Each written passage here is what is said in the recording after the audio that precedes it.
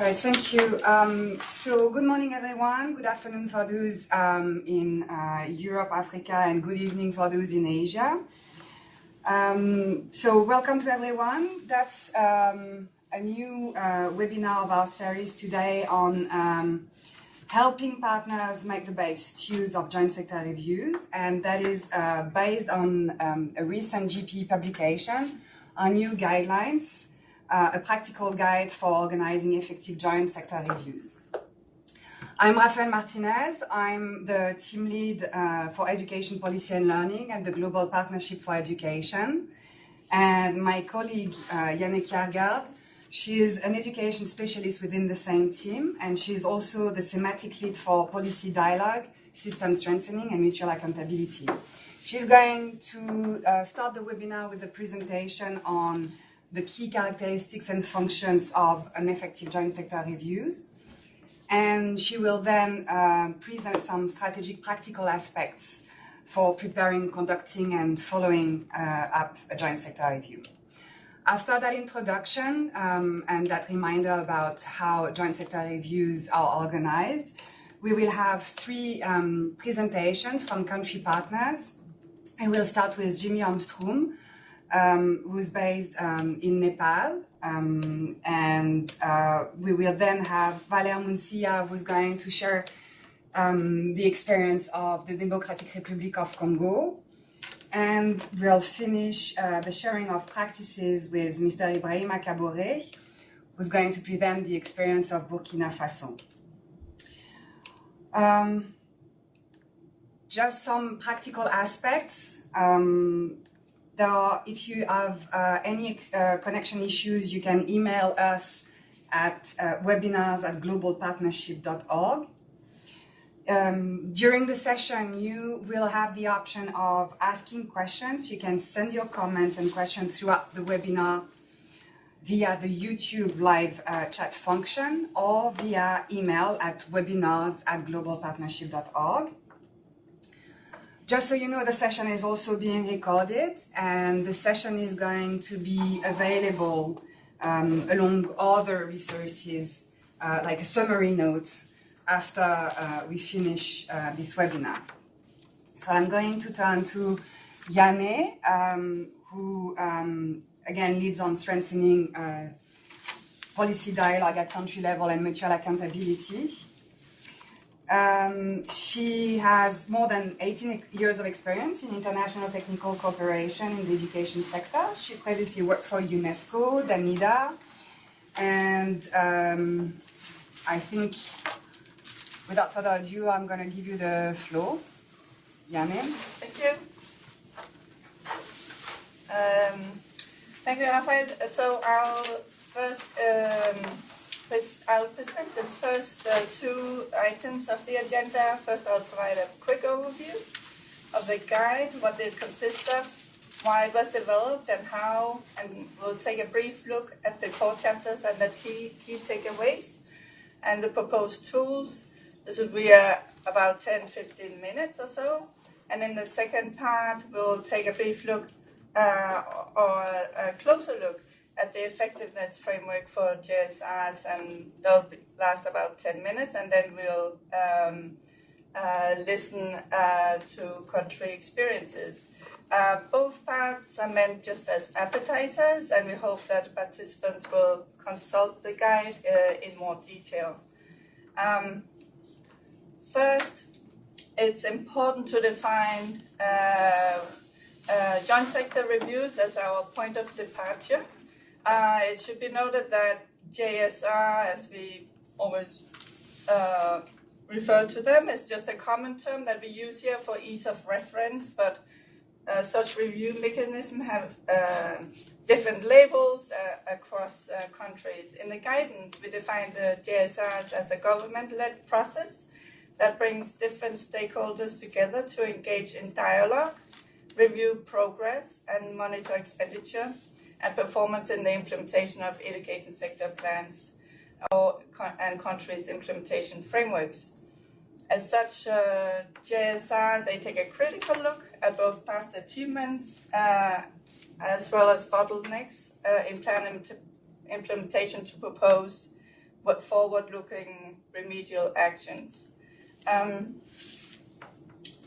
While the guidance strives to give some form to the concept of GSRs, it also underlines that there's no one-fits-all model for organizing a GSR. It's an important recognition that underpins the guidance and its intended use, along with other related key messages up here, which emphasize the process, specifically solid preparation and rigor in follow-up as factors for success.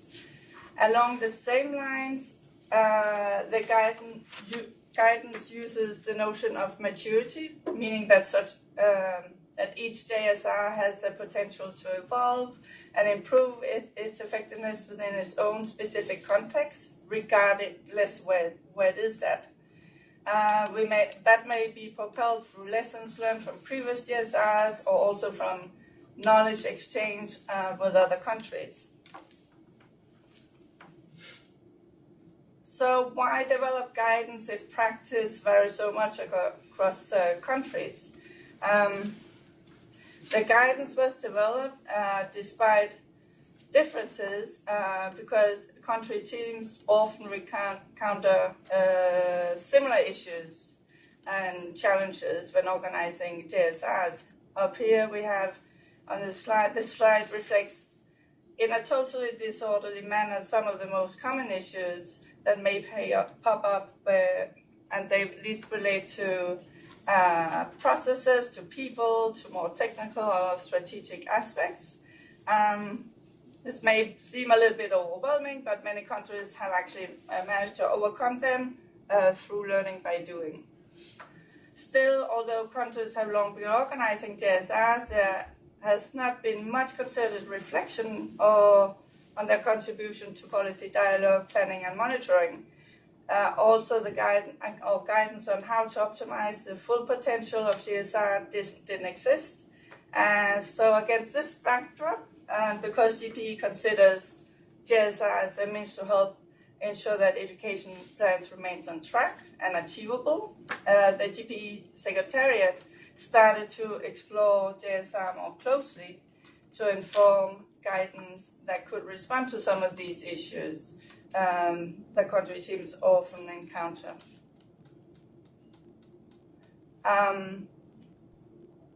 So these challenges that we just saw were identified in a research undertaken by the Secretariat last year, and which was the first systematic study around GSRs in the education sector.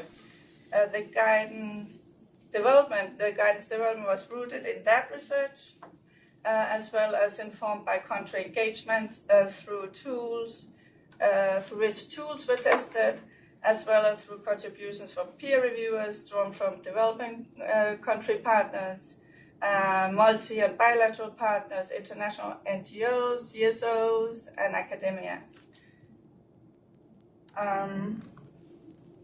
So this is a snapshot of the contents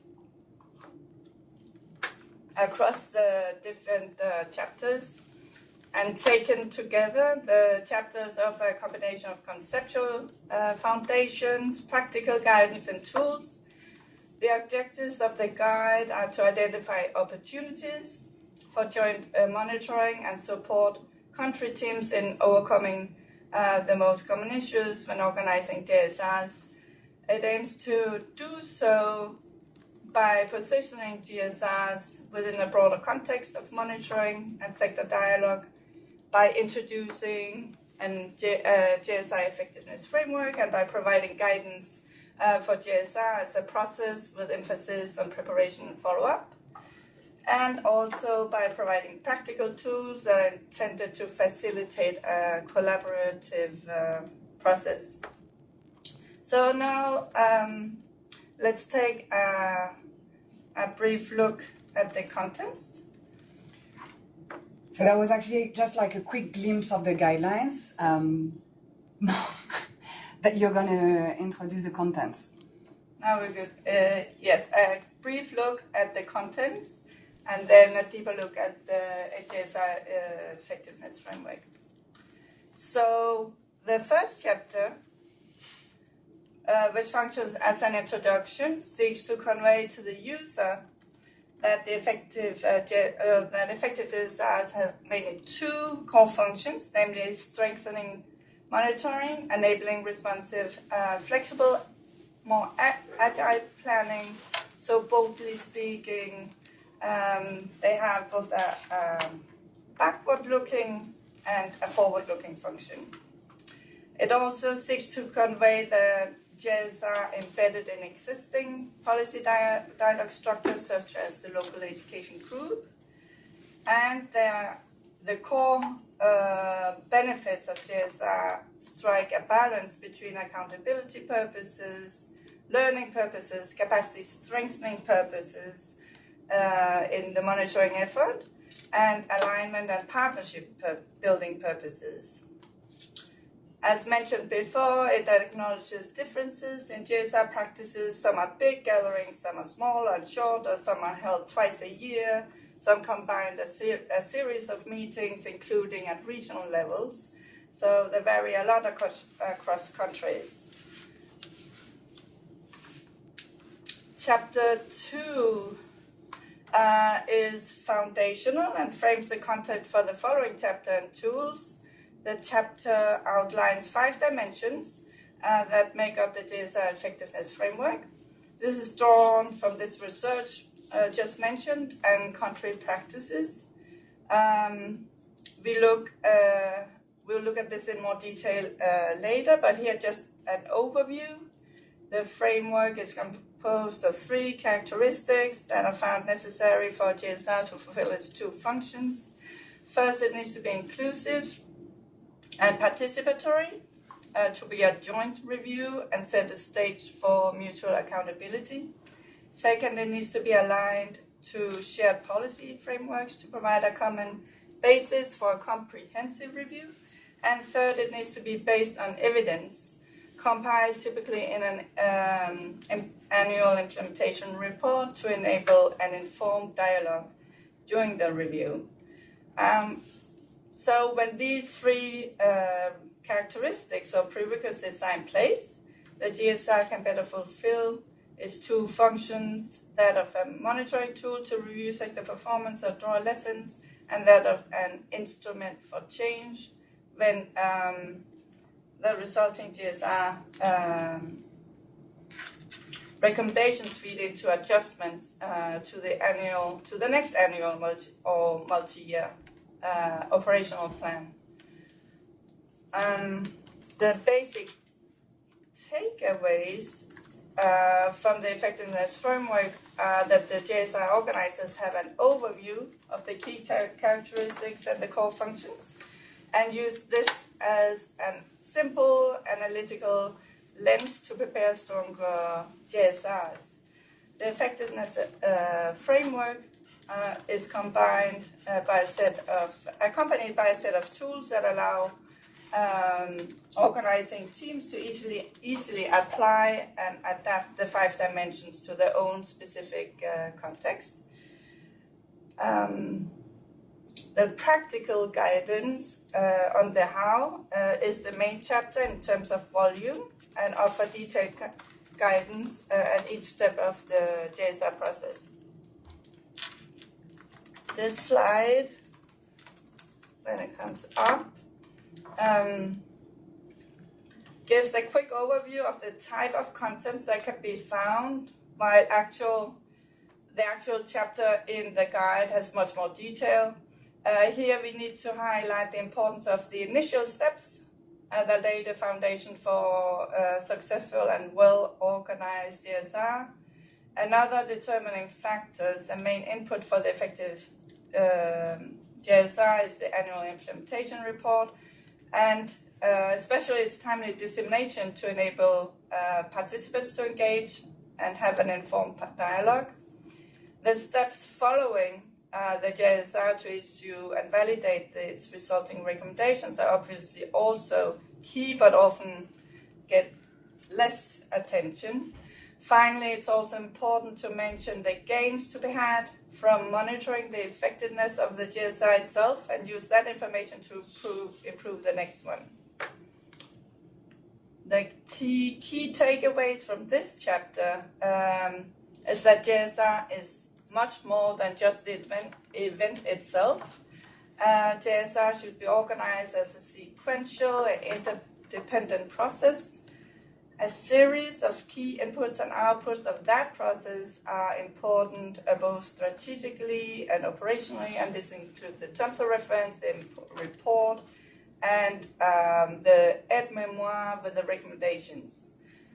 Other key takeaways include lots of brief country examples in the guide, showing how countries can have approached different aspects in the organizations of the JSR.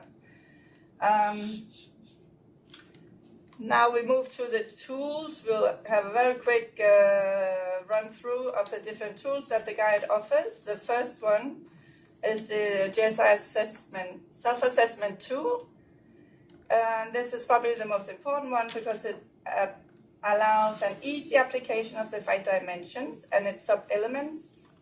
It can be undertaken during the initial stages of organizing the JSR so that results feed into elaborating the terms of reference and related decision-making. It can also be applied and be run again immediately after the JSR to assess how it went and use it to make improvements and draw lessons for the next one. We have a JSR maturity ladder, which is a light tool and which is useful for analyzing and monitoring JSR's effectiveness as they evolve from one year to the next.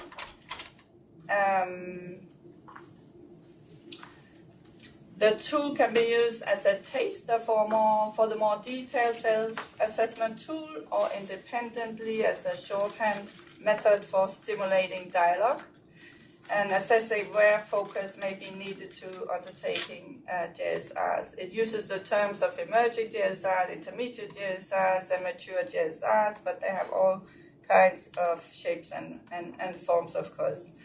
The last tool is a little special because it's a complement to the guide and it exists by its own. It's not included in the hard copy, but it's available online.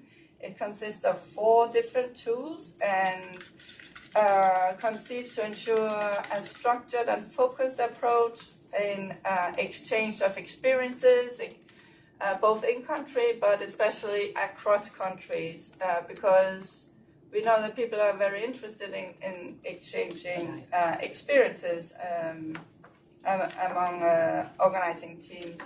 So there's a reading guide, observation grid for observing DSR practices in a comparative perspective, daily debriefing sessions guides, etc. And also when the teams get back home, an improvement agenda to integrate the lessons that they take home with them for their own JSRs.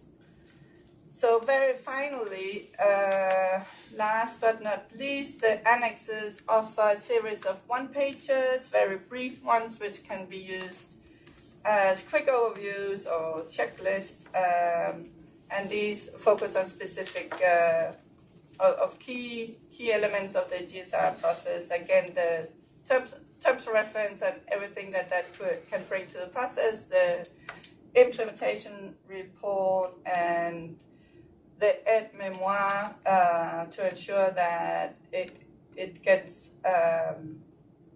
endorsement by the participants and at a high level for its further implementation. So thank you, Janne, for this presentation. Maybe briefly, if you can get into what constitutes the joint sector review effectiveness as it was informed by some research and evidence, that would be a good introduction for setting the stage for our country presentations. Maybe briefly, so we have more time with the country experience. Yes. So we'll go back briefly after this quick overview to the chapter 2, the effectiveness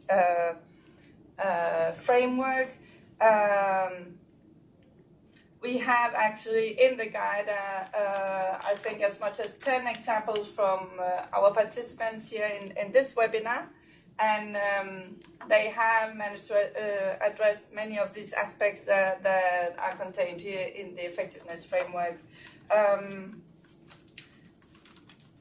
So, if you recall from one of the previous slides, you may recognize this little extract and background from, it's put here just as a reference of the common issues that are needed to be overcome. So as a multi-stakeholder platform, GSR aim at inclusion, meaning who is represented, and participation, meaning effective engagement. More inclusive is stakeholder participation allows to hear a wider spectrum of perspectives on the realities, challenges, and successes of implementation, and this helps to generate more realistic planning and build consensus around education strategies, including ownership and support for those strategies. The success of the JSR as a joint achiever will very much depend on the steps taken to embed stakeholder engagement throughout the process and facilitate a constructive dialogue during the meeting. These steps may need to include provision of technical, financial, or logistical support to certain stakeholder groups. It also depends on factors such as country contracts, of course, the regular dialogue processes in place already, and the openness of participants to work alongside a wider and very diverse stakeholder group. The second dimension is about aligning the JSR with a shared policy framework that in turn defines the scope and the parameter of the different areas covered by the JSR. This is typically the education sector plan and its operational subsets, either annual or multi-annual operational plans. The questions here, therefore, is the JSR. Is the JSR scope defined by ESP and its subsets? Is the JSR sector-wide and comprehensive? Does the JSR contribute to reducing parallel reporting? And consensus among stakeholders of the policy framework against which the JSR is actually based is essential to ensure coherence between their expectations for the JSR and for what the JSR actually reviews.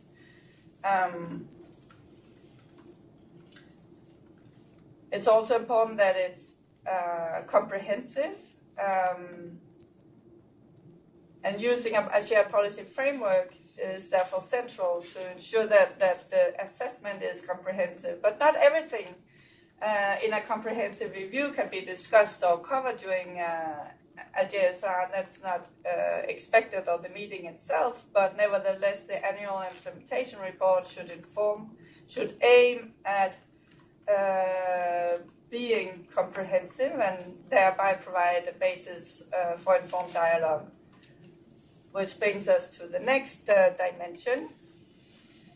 That's about evidence and ensuring that the JSR is informed by reliable and valid both qualitative and quantitative information on results and sector implementation, including financial data from the year under review. So questions here include whether the JSR is based on an annual implementation report. Does the JSR benefit from additional analysis that is available? Does the evidence effectively inform the dialogue? So there's a close link between the evidence and what's going on in the actual JSR meeting. So A robust evidence base is really central to an effective GSR and is maybe also the most challenging aspect. It feeds into the implementation report and underpins the constructive dialogue. In that way, it determines the focus and the quality of discussion and acts as a baseline also for moving forward. The JSR can also benefit from other analysis undertaking, as just mentioned. The fourth dimension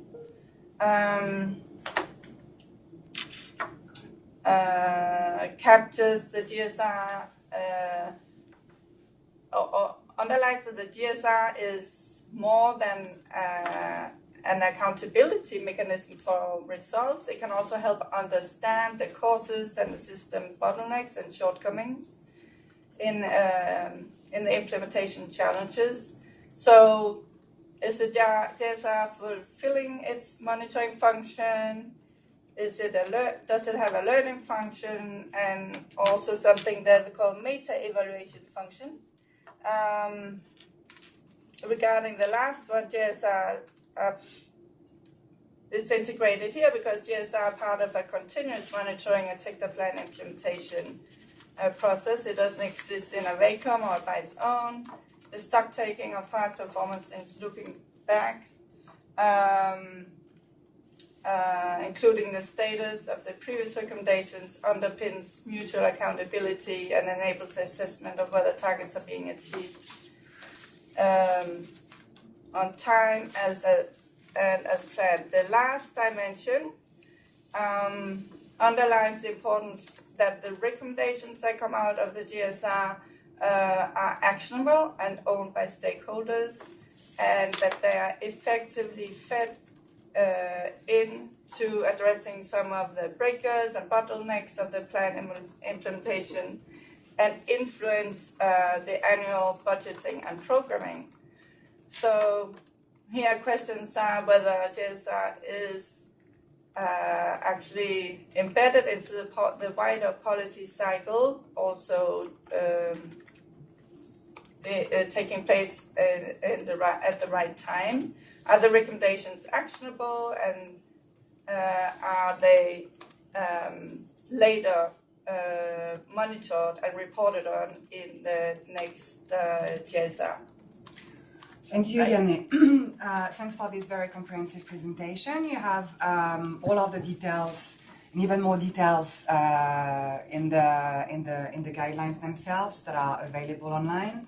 So now we're going to turn to the country experiences. We're going to start with Jimmy Armstrong, who's an education specialist at UNICEF in Nepal. He's been working in Nepal for, I think, more than 7 years, and especially in charge of the sector-wide approach. So Jimmy is basically going to tell us how Nepal is organizing their joint sector reviews, what are the common practices, and what are the lessons on how to organize effective joint sector reviews.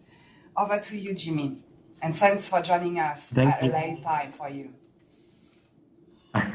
Thank you, Raphael. Nice to see you all.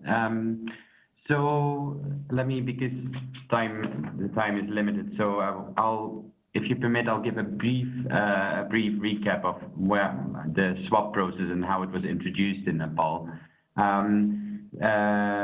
We have been having sector-wide approach in Nepal since the 1990s, but then initially it was purely a program-based approach, so it really focused on the education sector plans and programs.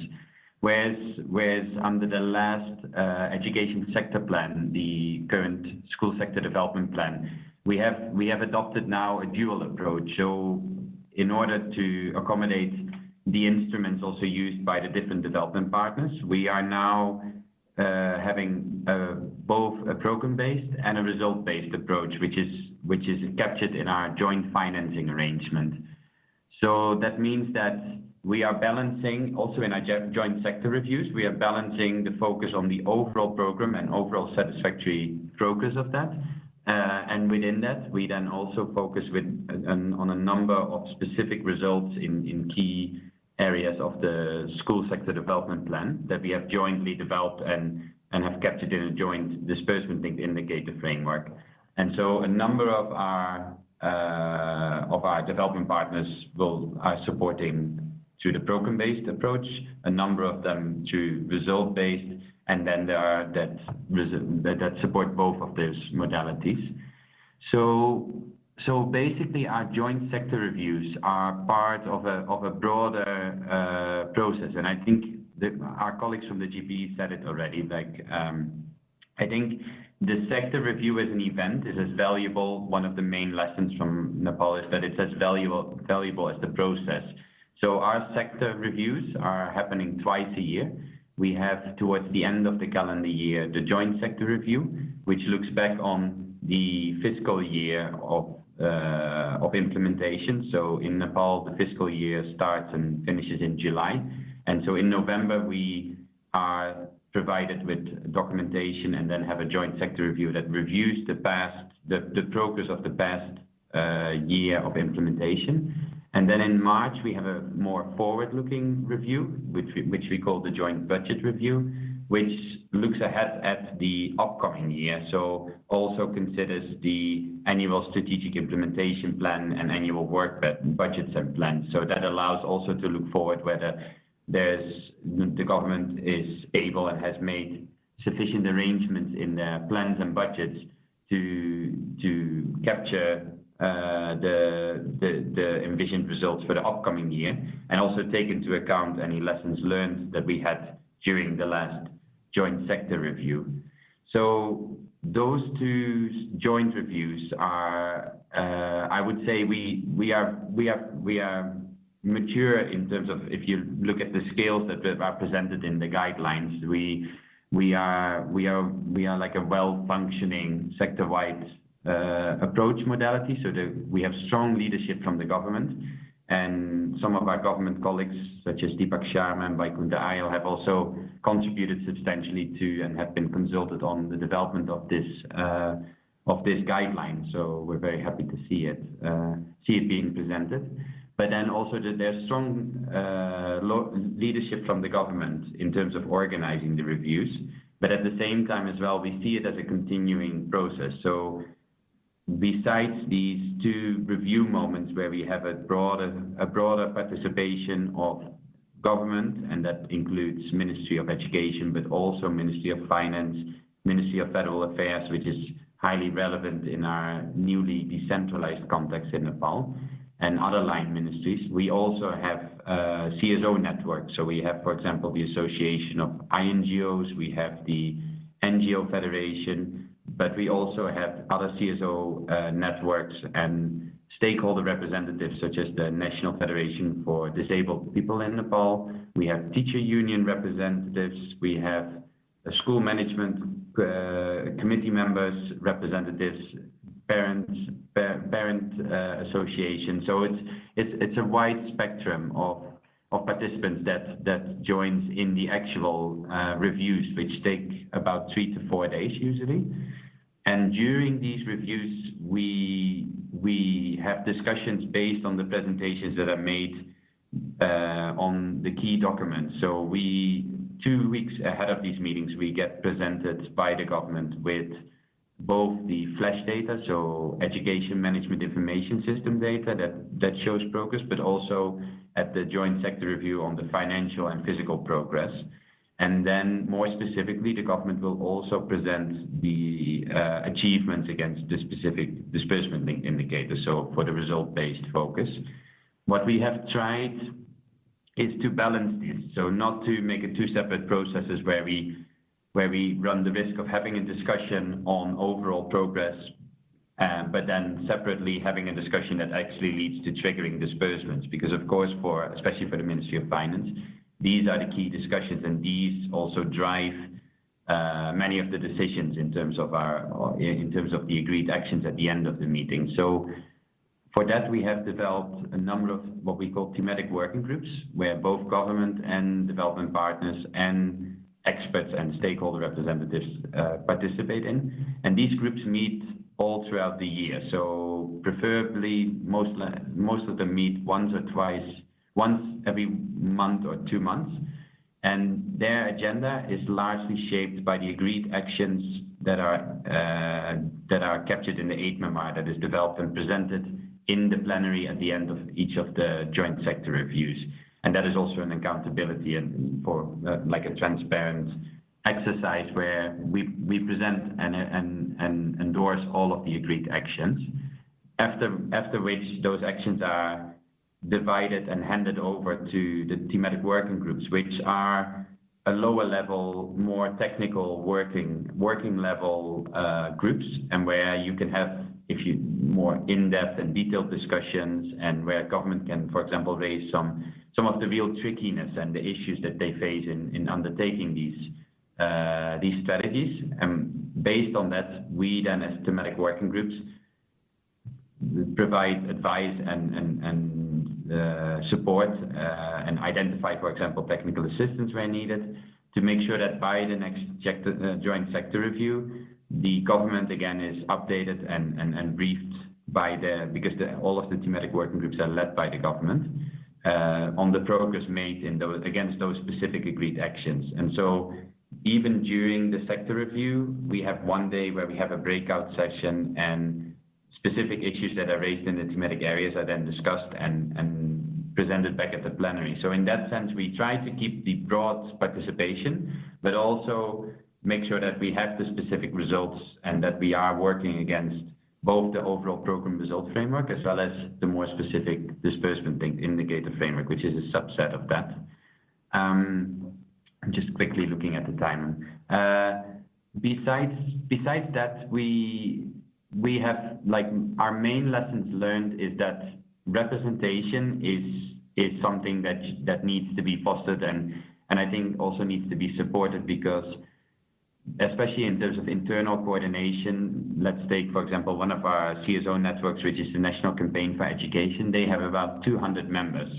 And so for that, in any time where, for example, consolidated comments need to be provided on the documentation that is presented by the government ahead of these meetings, or where a joint voice needs to be formed, we need to advocate together with the government, like we need to agree on sufficient time for those networks to actually reach out to their members. And we need to help them at times, sometimes, in providing them tools in how they can undertake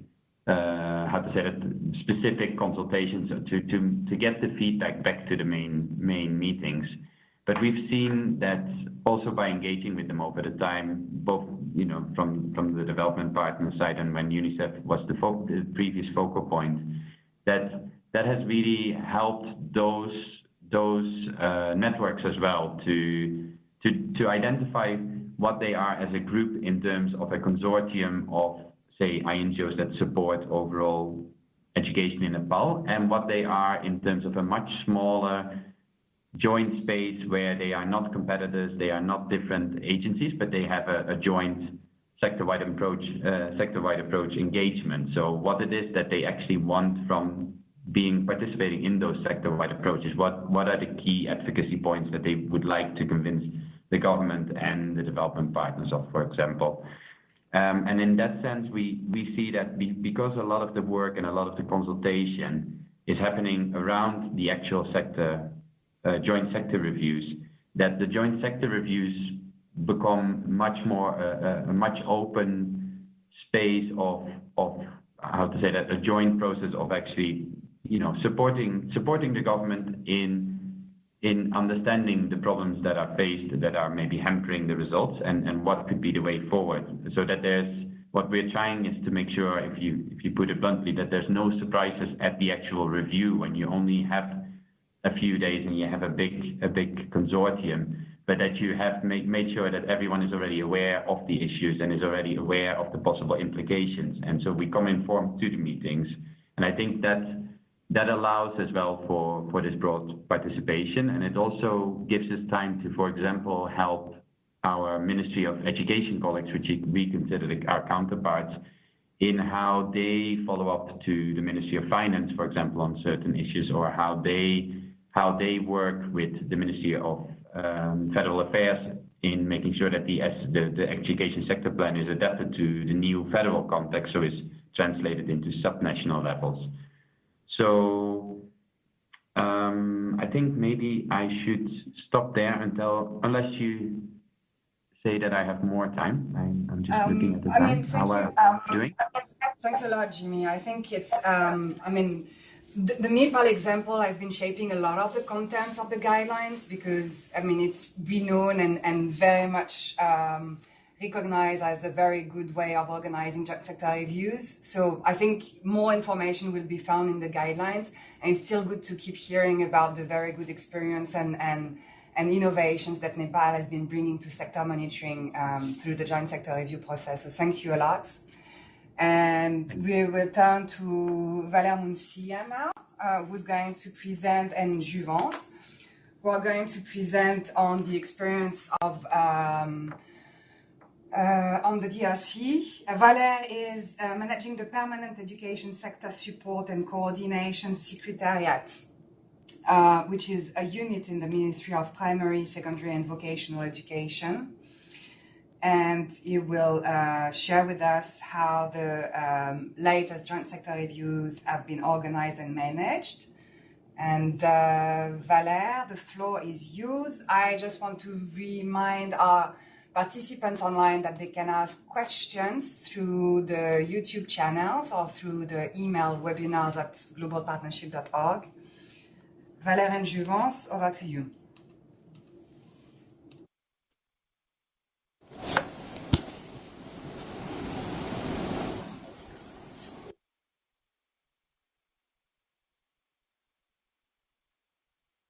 Thank you. Good morning, Raphaël, Marc-Antoine, and Caroline, and good morning to everyone.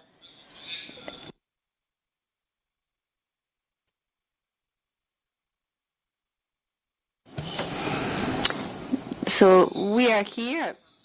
I am not alone, so I am with my colleague Juvence. And yes, our country has some experience in organizing the sector reviews. We have three of them, and they were to develop education. And at the time, it was covering only one sector: the primary, secondary, and professional education. Now we are more into the sector education. We have 4 ministries that actually cover. We have the universities ministry for university, primary and secondary, and also this includes the Ministry of Social Affairs as well as trade.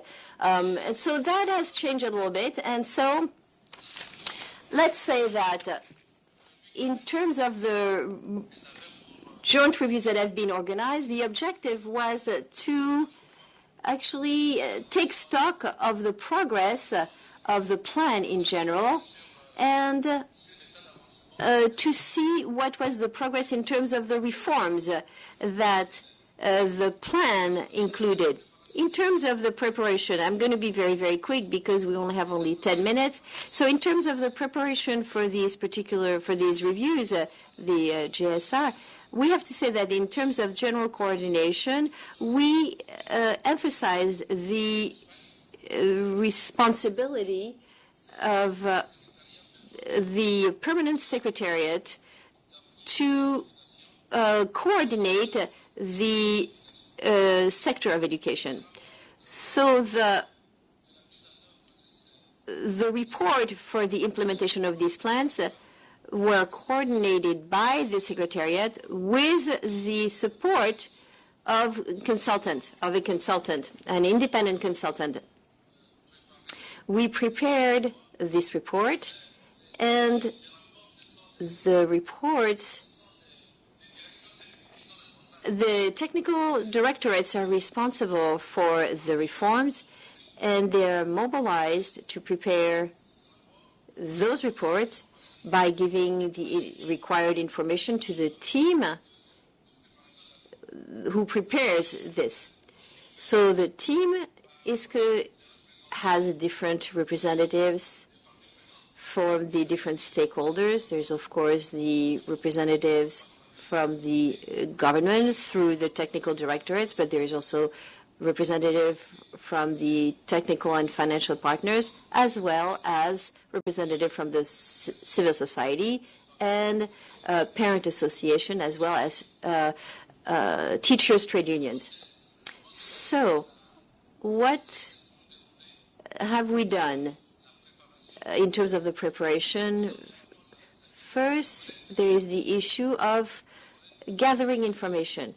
This is something that we have, of course, the statistics that are given by the Directorate of Studies and Planification, which are not always very regular. We're trying to actually catch up with the delays, but there is always a little bit of a lag time between the moment where we have the review and the year where the data is available. A lot of the time, there is a little bit of this is an issue of lag time between the two, an issue with the data. We also, in order to prepare the report for implementation, we use the reports that have been produced by the various directorates and administrations, the technical directorates, but also the different programs that contribute to the implementation of the plan. So beyond all of the reports and all of that, there are interviews or there are meetings. The team organizes meetings with the various stakeholders or different actors of the plan, in particular with the technical directorates, and also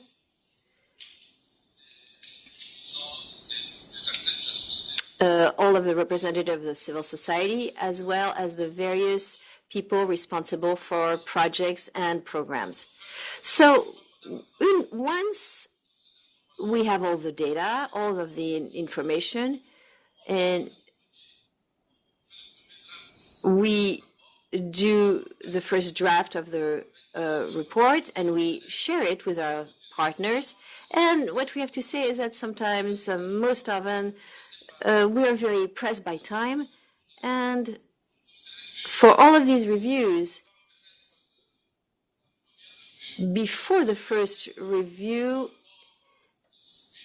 and the follow-up for the implementation is actually shared but late. So what it means is that very often the partners are not able to give us a regular feedback, in particular from the civil society as well as other partners. So now, in terms of the alignment of the review on the plan, I think that the reports that we produce are always aligned to the plan because they're structured in the same way in terms of access, in terms of quality, and in terms of the management of the system. It's also aligned. It's based on the various indicators included in the plan that can allow us to verify the progress of the progress toward the objective that were agreed to. Now, the organization as such, for the review or reviews, what we have to say is that everything is done through dialogue. We have what we call the committee, the consultation committee. The consultation committee is what you call probably in the GPA jargon, the LEG, local education group. And that actually has spread to other ministers, and this is the education sector framework. In that particular sector, what we did is that we created groups like Nepal. Those are groups that are focused on themes, and they discuss different themes, different topics. There is a topic group regarding training, for example, on the continuous training of teachers. There might be another group on monitoring in terms of the budgets. For every group, there is a particular theme with a consultation group. Now, inside of these committees, of these topic committees or theme committees that may be very vast, there are technical working groups. And if the committee thinks that the such and such topic needs to have some more details, then there is an ad hoc group that is put together to actually work on that particular aspect of the theme through a working group. And that particular framework of partnership in the education sector, this is represented at the province level. We have what we call the thematic provincial group, and all of the representatives are part of this group. You have, of course, through the different representatives of different administrations, but also technical partners, financial partners, parent associations, civil society, as well as trade unions. And so everything goes through this particular partnership framework. What we have to add is that now that we've increased our size, the plan covers 4 ministries, and what it means is that we are still at the very beginning of that, and we're not really working completely at an optimum level. Now, in terms of the review itself, you have to prepare the different themes, the reference themes, and all that goes through a mechanism of dialogue, of course.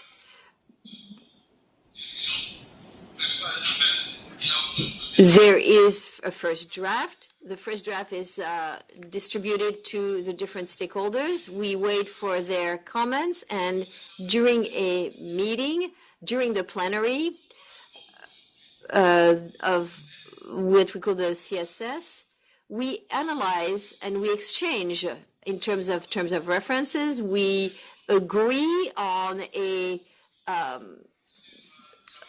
measures to be taken on the budget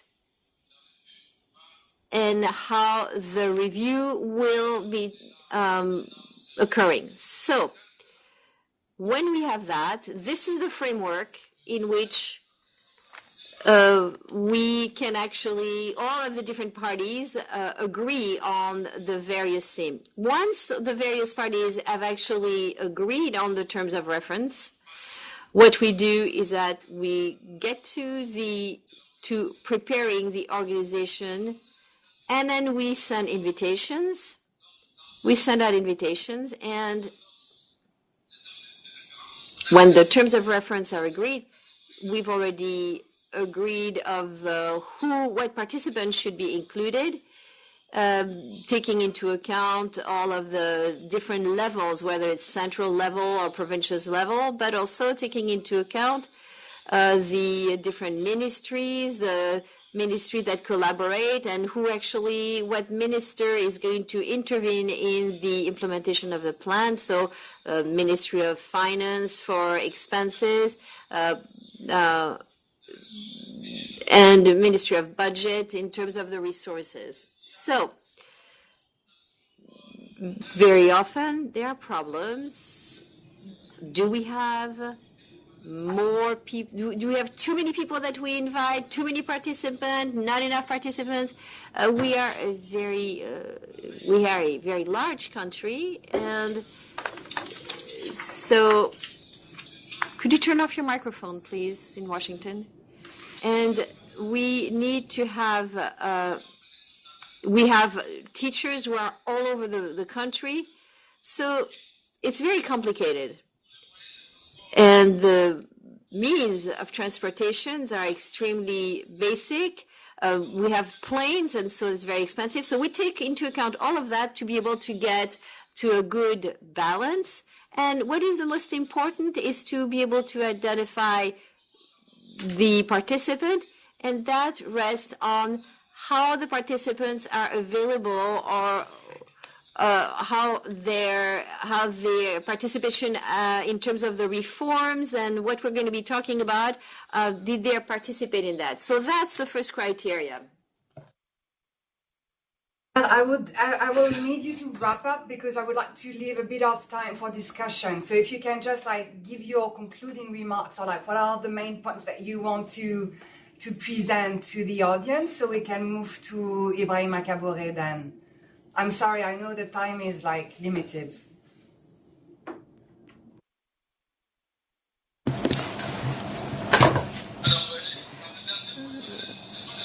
So my recommendations, which are very important.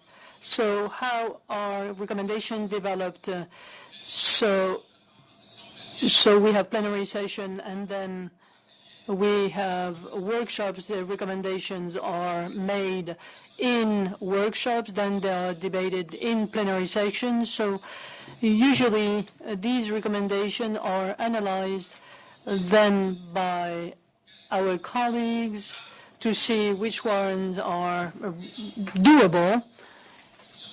We haven't done so yet. We're working on it. We will have a plan of action that will be developed for the implementation of the recommendation, their integration and their follow-up, and with specific responsibilities so that during the next review, the recommendation be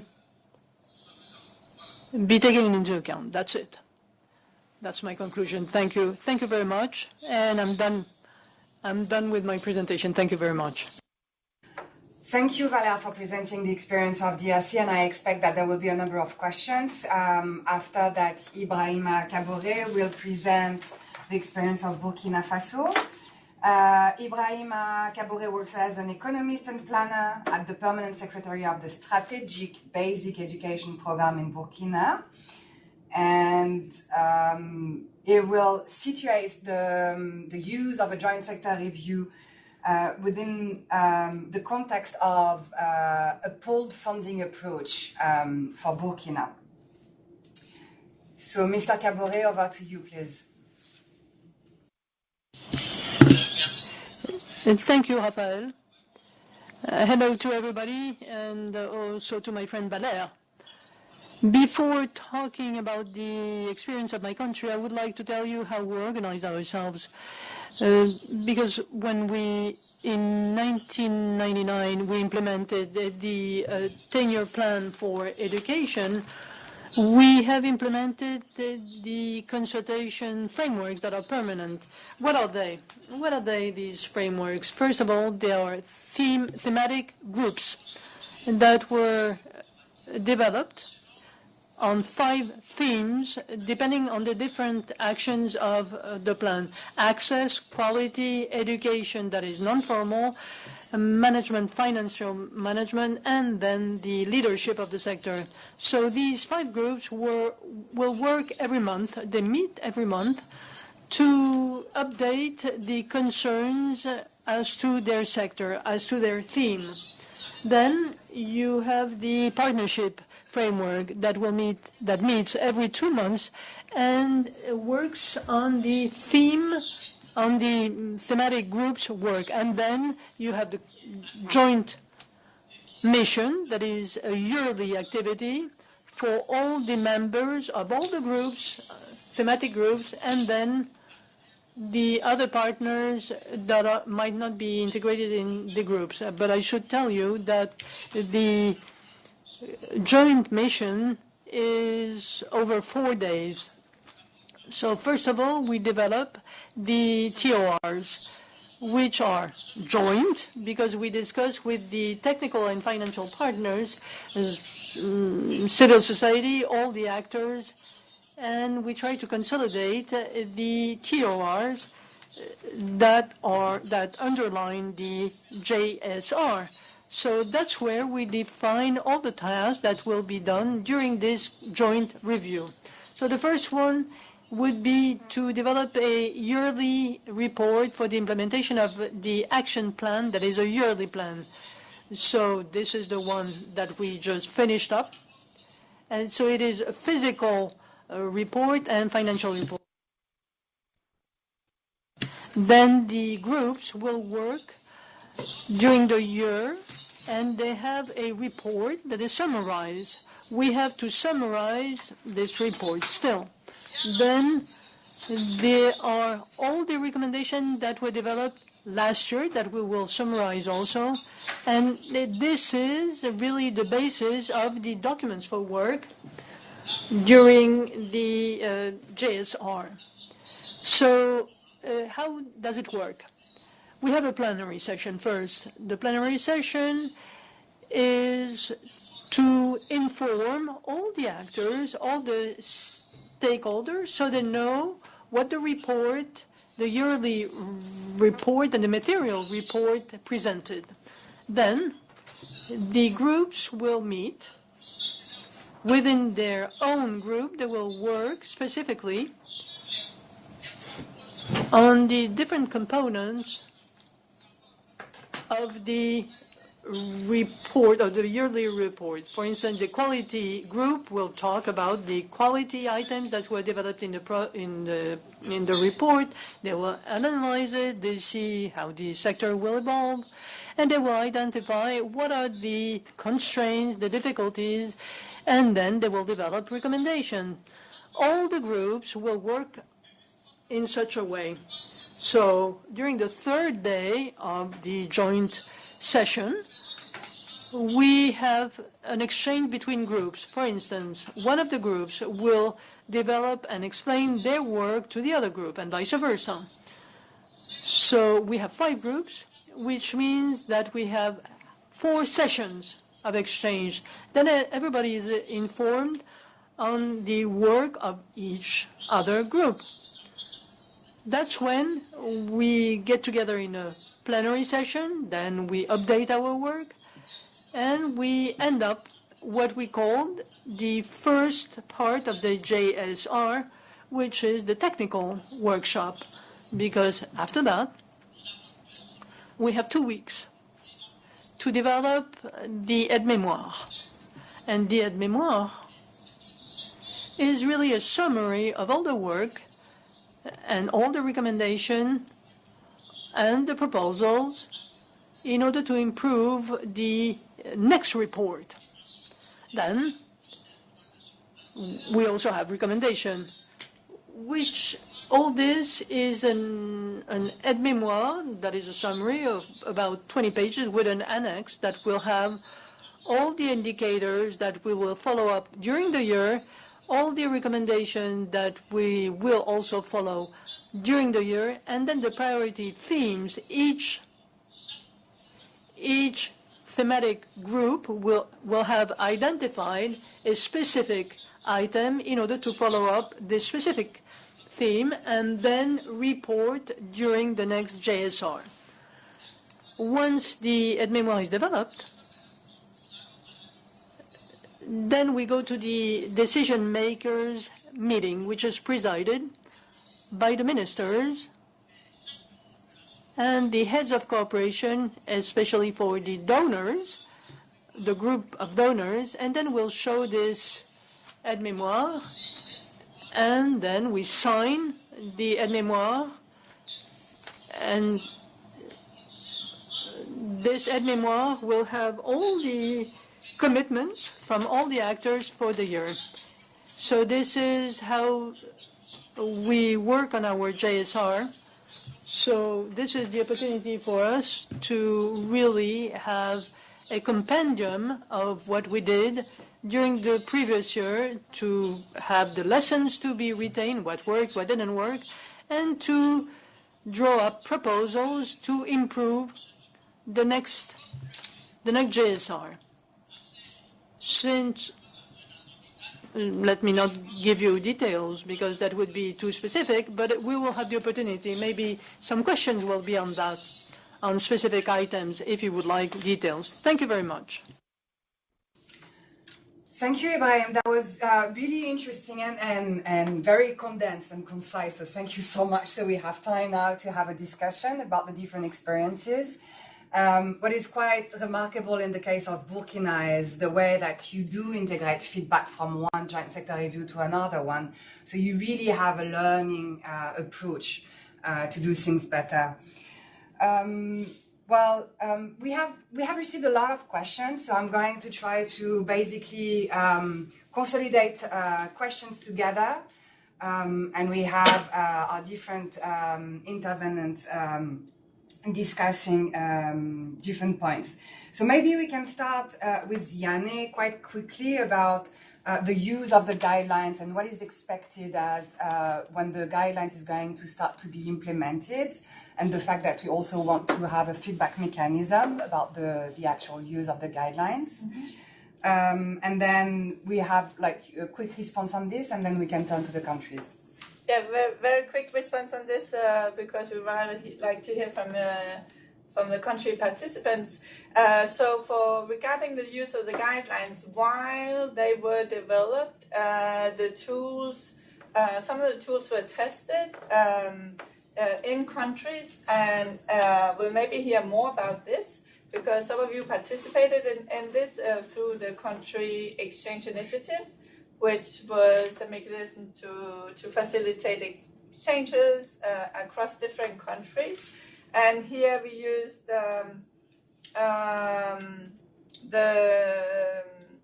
JSR effectiveness framework to structure dialogue during different JSRs to keep the exchanges focused on certain issues.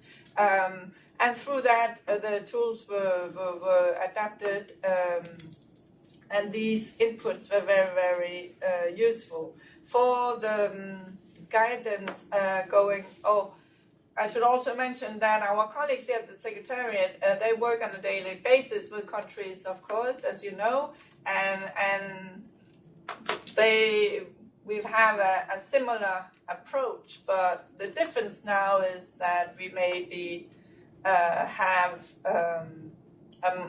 will be more systematic in using that approach, because now we have we have practical guidance and the tools, and it'll be broader, we hope so, so that because it will be shared through our partners, through you, through coordinating agencies, like members, and so on. So we really hope there will be a wide dissemination, so there'll also be a take-up of those guidelines. What we also envision is that we really like to have or track the use of the guidelines and the feedback, because it's not a document set in stone. It's something that can be fine-tuned and improved. And just listening to you, even if we have been in contact with some of you before, it's really interesting to hear the details, and we also want to share some countries to facilitate this learning experience across countries. Thank you, Janne. There's also like one question that is basically, I think, addressed to all of you. So when I'm going to direct the question to you, if you can start to reflect on that. And I think that's a very critical question, which is, all of the discussion so far has been rather technical, and we can see that we're involving technical partners. How do we work for getting political commitments, policymakers' commitment and buy-in? So joint sector reviews are an effective tool for policy making itself. And Jimmy, I don't know whether you can start with that question. There's also more specific questions about the fact that you have a very like a golden standard of disseminating all of the documents, reporting documents 2 weeks before the actual sector review, and how you actually work through these timelines. How do you make sure that the format of what you're sending is digestible to your audience? Because it's a lot of work to process before the actual joint sector reviews. For Jimmy, there is also a question about how long does it take to prepare all of this? It looks like it's an entire year cycle, actually, for having the two sector reviews in shape and being able to produce the expected outcomes. So maybe starting with the question of how do we nurture the political commitment, or whether the political commitment is already there and that leadership is helping for joint sector reviews to be so effective. And then if you can answer the specific questions. Yeah, thank you. So on the political commitment, we have, as part of our joint sector review, we have agreed with the government that there are 2 meetings within this week. There are 2 meetings. One is with the Minister of Education and the heads of development partners and representatives of our major CSO partners. And that is more of a, if you like, a closed meeting, a smaller meeting, where the main proceedings of the sector review of that week, so the overall tone, if you like, is being presented to that small consortium of the minister and the heads of agencies, and where they then have a more frank or internal discussion where they can kind of agree on how to move forward, or what the government feels in terms of political, what the policymakers feel in terms of agreeing with the stand of the development partners. And this has been very useful to really focus on those major issues. So, for example, in the last sector review, this has been, of course, the federal structure and the rollout, because the education sector plan is credible at the level it is developed, but now we have 753 largely independent municipal local governments, and they need to also fully own this SSDP. So this whole transition, for example, is something that is an opportunity as well as a cause of worry at times. So that was, for example, something that was discussed in that meeting. And then towards the end of the sector review, we have a meeting, a sort of a debrief, a similar debrief, but at the Ministry of Finance. And that was really something that came about stronger after we adopted this dual approach of result-based and program-based, because basically in this new modality, the Ministry of Education is our counterpart and is the lead in the local education group. And jointly, we of course review and support achieving the envisioned results. But if those results are not achieved or are to be achieved later, then it is actually the Ministry of Finance that does not get does not get paid. So these results are not the disbursements are not reimbursements. They're rewards for these results being achieved. And so that made the Ministry of Finance, in our case, also quite alert and willing to also engage in this more high level meeting where we have at policy level and also have a debrief. And then besides that, there are organizations like, for example, now there's a high-level education commission at the moment being formed that has members, that has former ministers, that has academics, that has well-known educationists of the country, kind of looking at the future of education. And that commission itself has been invited and has been participating in the joint sector review, so has also taken stock of the presentations. So just to move quickly to your second question of how to digest, because of the strong coordination we have among government, but also the development partners, there is definitely a division of labor when it comes to reviewing. So the whole idea is that when we receive all of the reports that we also help the government with in times of preparing, when we receive those reports in time, there are certain, defined by our comparative advantages. There are certain areas of expertise where, for example, UNICEF will definitely take the lead on reviewing the reporting against the equity index, and the World Bank will, for example, take care of looking more in depth at the financial management.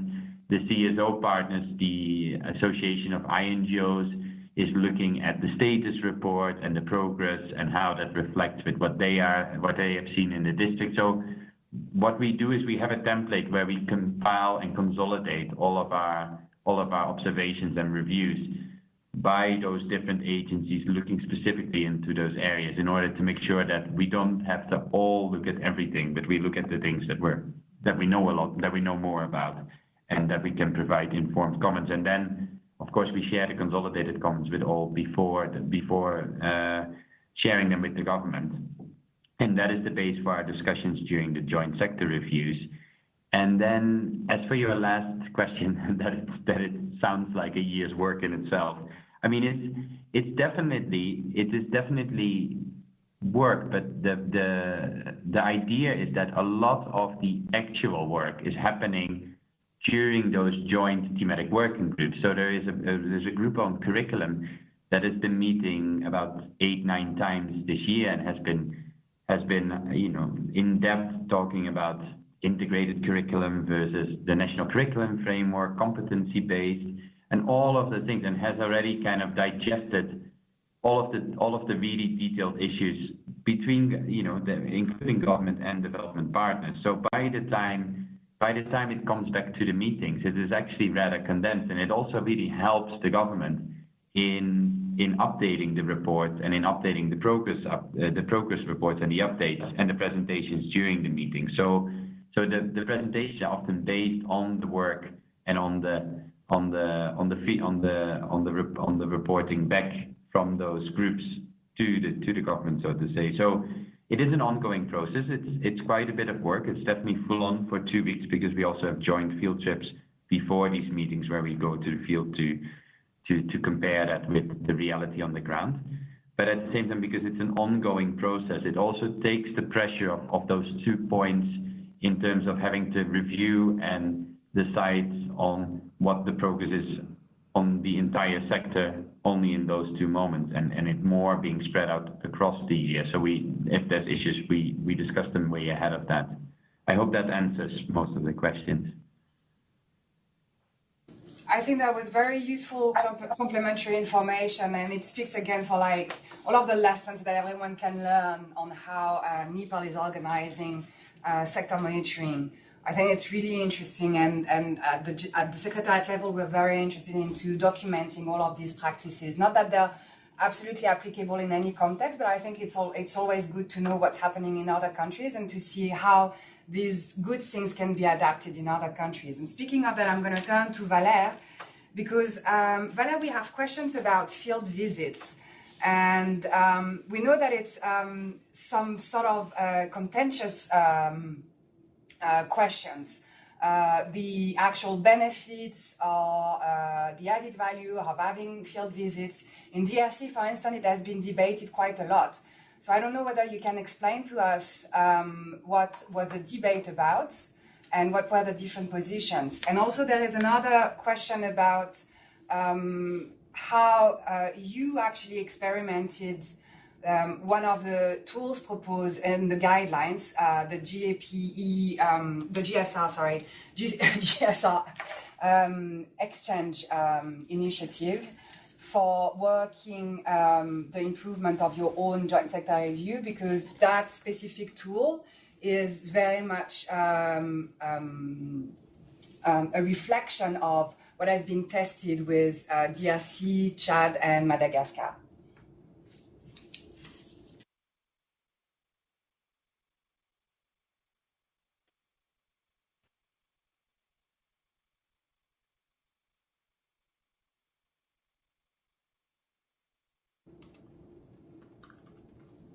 Elle est encore en train de traduire.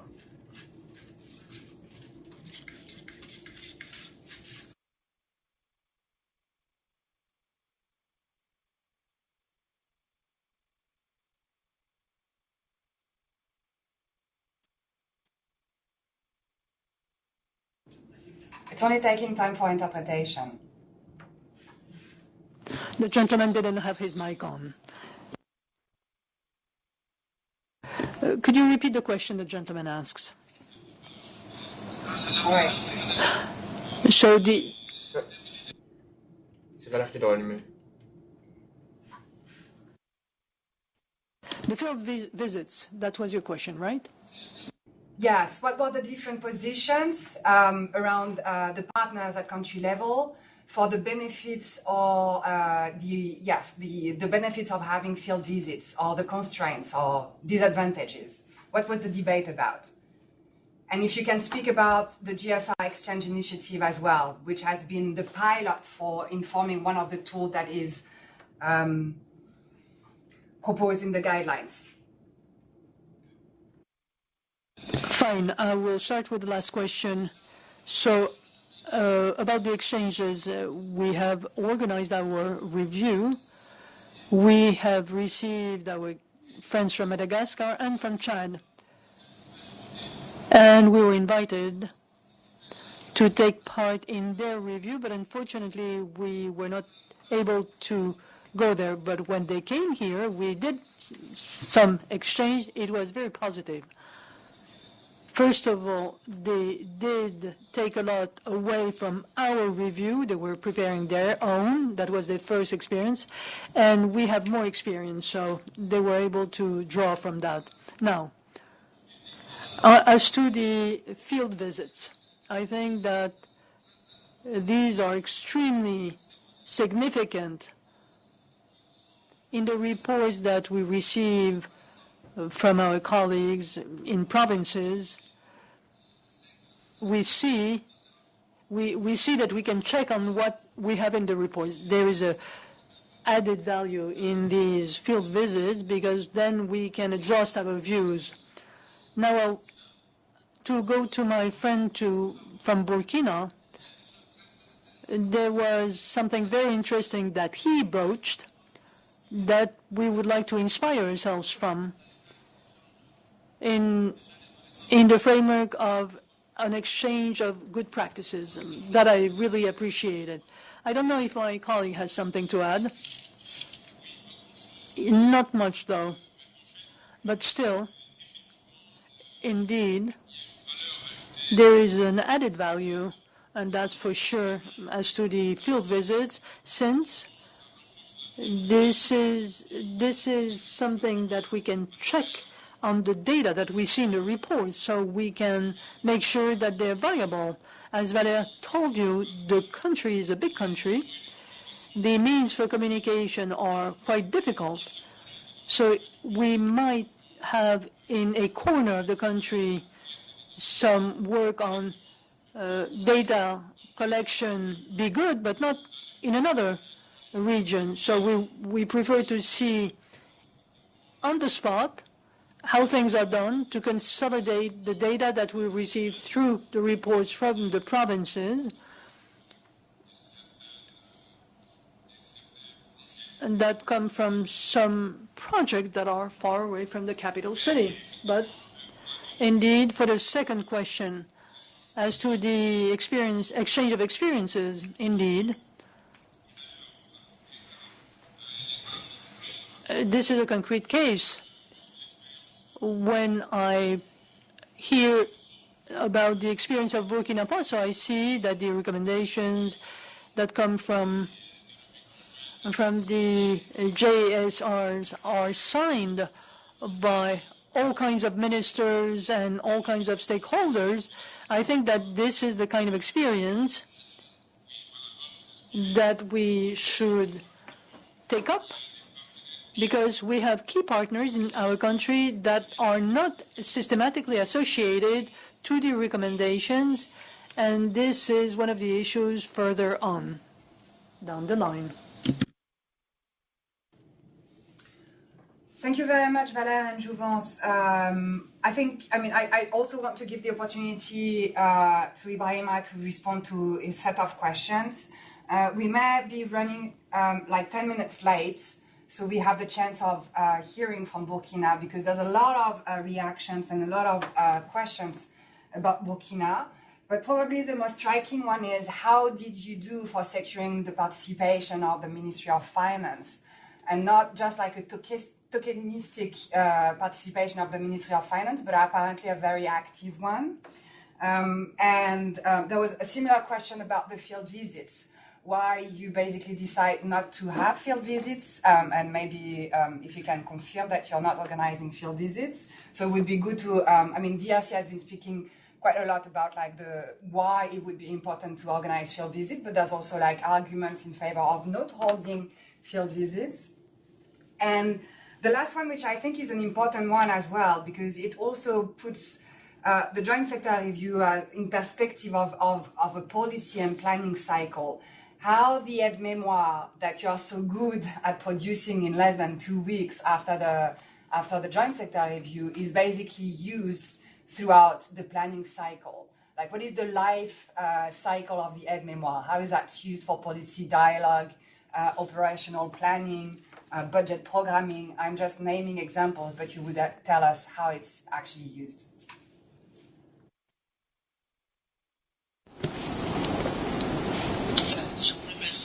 Thank you very much. Regarding the participation of the Ministry of Finance, we don't really have any issues in our country because, first of all, they are associated. It's true that in the thematic groups, since they're not experts of education, they don't really get involved, but they are part of the review and they are with us. And so in Burkina, the aide-mémoire is a commitment between the technical partners and the government. Once the aide-mémoire has been signed, everybody must not consider it as a Bible, but it's the document that everybody follows, and it's on the basis of these documents that disbursements are done. In Burkina, as long as you do not have organized the review, the joint review, as long as there is no aide-mémoire that is signed by the technical partners and the government, there is no possible disbursement. So what it means is that it is a tool that allows for planification, for planning, and it is also as an annex. The aide-mémoire it has all of the indicators that must be followed, all the recommendations that must be followed, and all of the different commitments are contained within this aide-mémoire. So for us, this aide-mémoire is the commitment of everybody. So maybe for the the visit, maybe I didn't say that. All of the thematic groups can go on the ground if the situation requires it. So if there is an issue, if there is a concern that requires to go on the ground, then the groups can do that. If it's an issue in quality, in quality, the group for quality goes. If it's about access, this is where they go. And during the review, if one theme group has done on the ground, the duty that this group has to actually do a report on this activity, and this requires financing. And so what we have done, we have a special fund of 100 million to finance recommendations. So what it means is that sometimes it happens that we take recommendations, and in the implementation, we find out that it requires money and there are no resources. So what we've done is that we actually have a fund for this to finance the recommendation that we have accepted in case that they're required to be financed. Okay, in terms of participation of Ministry of Finance, no problem. So as long as the aide-mémoire is actually signed, it's sent to the Ministry of Finance, that's a commitment. So we have a common fund. the technical and financial partners decided to actually pool their resources in a fund that is managed according to national procedures. It's not all partners. Some continue to work as bilaterals outside of this fund, but the common fund basically is very important and has a very heavy weight in financing of the sector of education. So I don't know if there is anything else. I can go back on that. I don't know if you answered all the questions. If I answered all the questions. I think you did, Ibrahim. Thank you so much for all of this. It's actually time to close down the webinar. So there's, again, like a number of other questions that we hope that we can keep that line of dialogue open, because I think it's really important for countries to be able to hear from each other. I'm going to thank everyone over there online, our presenters. Thank you for the effort of joining us, for the participants as well online, and for all of my colleagues here in DC who made that webinar possible.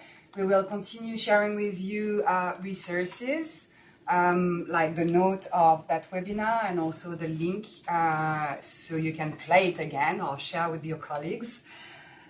Just as a way of information, we are also very soon going to launch guidelines on monitoring education budgets.